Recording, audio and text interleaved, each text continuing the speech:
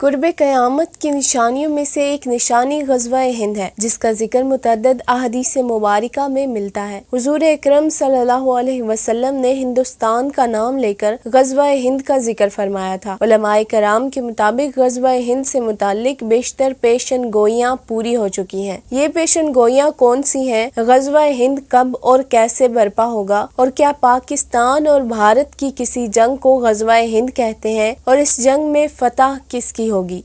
اس سب کی تفصیل اس ویڈیو میں جاننے کی کوشش کریں گے۔ دوستو، غزوہ ہند سے متعلق متعدد احادیث ہیں۔ حضرت ابو ہریرہ رضی اللہ عنہ سے روایت ہے کہ رسول اللہ صلی اللہ علیہ وسلم نے ہندوستان کا تذکرہ کیا اور ارشاد فرمایا، ضرور تمہارا ایک لشکر ہندوستان سے جنگ کرے گا، اللہ ان مجاہدین کو فتح عطا فرمائے گا، حتیٰ کہ وہ مجاہدین ان کے بادشاہوں کو بیڑیوں میں جکڑ کر لائیں گے، اور اللہ تبارک و تعالیٰ ان کی مغفرت فرما دے گا۔ پھر جب وہ مسلمان واپس پلٹیں گے تو حضرت عیسیٰ ابن مریم علیہ السلام کو شام میں پائیں گے۔ حضرت ابو ہریرہ رضی اللہ عنہ نے نبی کریم صلی اللہ علیہ وسلم کا یہ ارشاد سن کر جواباً عرض کیا، اگر میں نے وہ غزوہ پایا تو میں اپنا نیا اور پرانا سب مال بیچ دوں گا اور اس میں شرکت کروں گا۔ جب اللہ تبارک و تعالیٰ نے ہمیں فتح عطا فرمائی اور ہم واپس پلٹ آئے تو میں ایک آزاد ابو ہریرہ ہوں گا، جو ملک شام میں اس شان سے آئے گا کہ وہاں حضرت عیسیٰ علیہ السلام کو پائے گا۔ یا رسول اللہ صلی اللہ علیہ وسلم، اس وقت میری یہ خواہش ہوگی کہ میں ان کے پاس پہنچ کر یہ بتاؤں کہ میں آپ صلی اللہ علیہ وسلم کا صحابی ہوں۔ راوی کہتے ہیں کہ حضور اکرم صلی اللہ علیہ وسلم حضرت ابو ہریرہ کی بات سن کر مسکرا پڑے اور فرمایا، بہت زیادہ مشکل، بہت زیادہ مشکل۔ سنن نسائی کی حدیث نمبر 3177 میں حضرت ثوبان رضی اللہ عنہ سے روایت ہے کہ رسول اللہ صلی اللہ علیہ وسلم نے ارشاد فرمایا، میری امت میں دو گروہ ایسے ہیں جنہیں اللہ تبارک و تعالیٰ نے جہنم سے محفوظ فرما دیا ہے۔ ایک گروہ وہ ہوگا جو ہند پر لشکر کشی کرے گا، اور ایک گروہ وہ ہوگا جو عیسیٰ ابن مریم کے ساتھ ہوگا۔ یعنی جب غزوہ ہند ہوگی تو یہ وہی زمانہ ہوگا جب قرب قیامت میں حضرت عیسیٰ علیہ السلام آسمان سے زمین پر تشریف لائیں گے۔ دوستو، روایات سے ثابت ہوتا ہے کہ مشرق سے فوجیں آئیں گی جو حضرت امام مہدی علیہ السلام کی مدد کا جھنڈا اٹھائیں گی۔ ایک حدیث مبارکہ میں خراسان کا لفظ آتا ہے کہ خراسان سے سیاہ علم لیے ہوئے لوگ نکلیں گے جن کو کوئی نہیں روک سکے گا، یہاں تک کہ وہ یروشلم پہنچ جائیں گے۔ دوستو، نبی کریم صلی اللہ علیہ وسلم کے زمانہ اقدس میں خراسان کے علاقے میں آج کے دور میں افغانستان اور ایران کا کچھ حصہ اور ڈاکٹر اسرار صاحب کی تحقیق کے مطابق KPK کے قبائلی علاقے خراسان میں شامل ہیں، جو حضرت امام مہدی علیہ السلام کی مدد کے لیے سیاہ جھنڈے لیے پہنچیں گے، اور وہ سیاہ جھنڈے یروشلم میں نصب کیے جائیں گے۔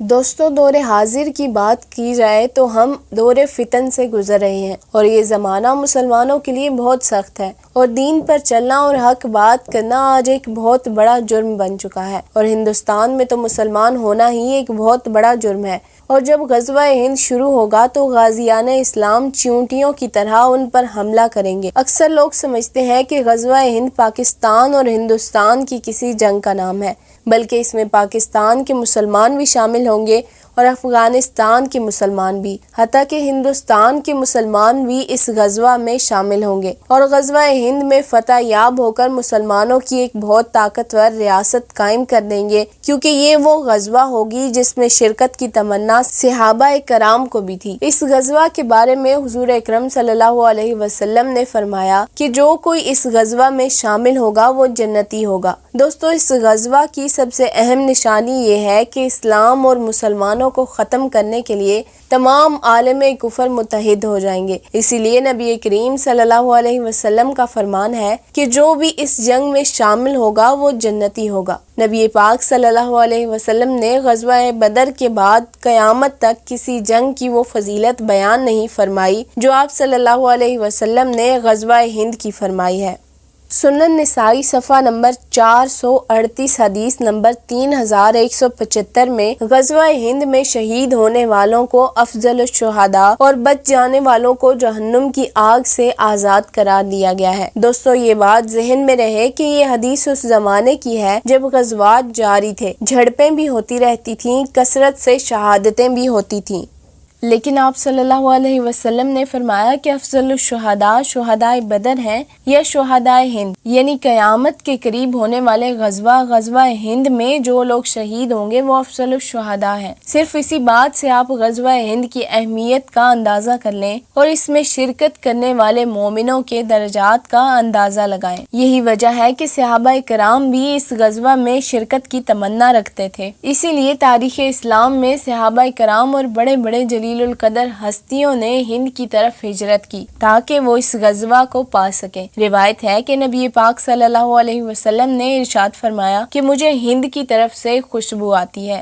اور آپ صلی اللہ علیہ وسلم نے ارشاد فرمایا کہ میں عرب سے ہوں مگر عرب مجھ میں سے نہیں، میں ہند سے نہیں مگر ہند مجھ میں ہے۔ اللہ تبارک و تعالیٰ سے دعا ہے کہ اللہ کریم ہمیں بھی غزوہ ہند میں شرکت کرنے کی سعادت نصیب فرمائے، آمین ثم آمین۔ دوستو آج کی ویڈیو یہیں تک تھی۔ اگر آپ کو یہ ویڈیو پسند آئی ہو تو لائک، شیئر، کمنٹ ضرور کیجیے گا، اور اس طرح کی مزید ویڈیوز دیکھنے کے لیے چینل کو سبسکرائب کر لیجیے اور بیل آئیکن کو بھی پریس کر دیجیے۔ جزاک اللہ۔